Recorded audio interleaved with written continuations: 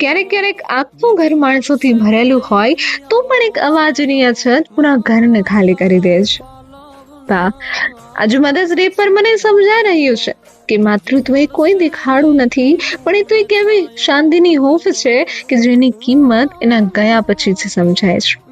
લોકો કહે છે કે યાદો ધૂંધળી થઈ જાય છે, પણ તમારા હાથે ખવડાવેલું કોળિયું અને માથા પરનો હાથ એ આજે પણ એટલો જ સ્પષ્ટ છે.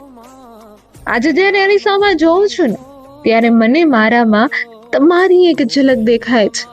એટલે સાચું જ કહેવાય છે કે ગંગાના પાણી તો વધે ઘટે, પણ મરે ત્યાં સુધી જો કોઈનો પ્રેમ વધઘટ ના થતો હોય ને, તો એ માત્ર માં છે. બા, તમે તો ગંગા હતા ને, કે જે ચૂપચાપ વહેતા રહેતા, ક્યારે કશું માંગ્યું નહીં, બસ આપતા જ રહ્યા. દુનિયાની ભીડમાં જ્યારે પણ એકલા પડીએ ને, ત્યારે સમજાય કે નિસ્વાર્થ પ્રેમની કિંમત શું હતી. એવો પ્રેમ કે જેની કોઈ વધઘટ નથી હોતી, બસ એક અખંડ પ્રવાહ હોય છે.